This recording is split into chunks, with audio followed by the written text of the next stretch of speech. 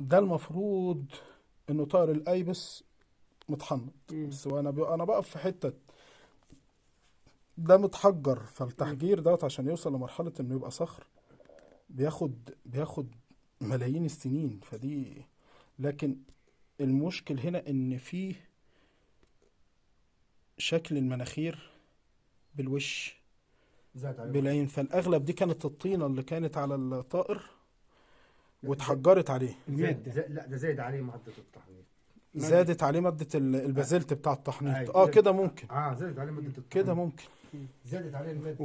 وفي كده في طيور تاني اللي هنلقاها بره. تلقى الطائر عليه ماسك خشب وعلى هيئه ده فين ده؟ في التحنيط بره.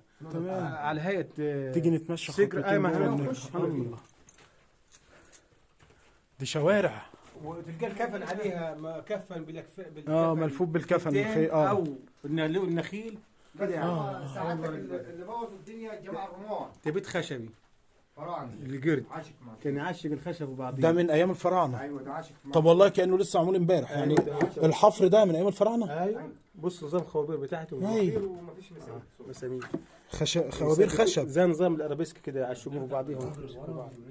ده عاشق ومعقوش معشوق. وده في توابيت التابوت. حجريه برضه. خشب وحجريه. يوناني. واخد بالك؟ في خشب وواضح ان كانت في ماده لاصقه هي. كان في غطا ليه غطا. ايوه وعليه رمز الحمايه. ايوه عليه رمز الحمايه بعملوا طاير رمز الثعبان كده وبتاع. زي كده برضه اهو.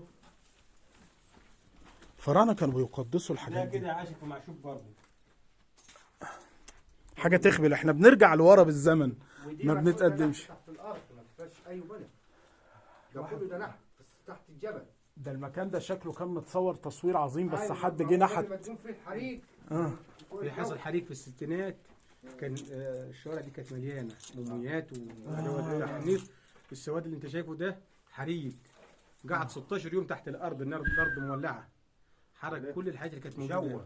بس الشوارع دي قاعده زي ما هي اللي هي المفتوحه دي. لكن ما فيش شوارع مصوره فيها الصور. الشوارع هي دي شوارع دي. انا اقول لك النور. يعني الضلمه دي شارع. ايوه كلها دي شوارع. كل ما تروح 4 متر هتلاقي شارع يمين وشارع شمال. يلا كل فعلا. 4 متر هتلاقي شارع يمين وشارع شمال.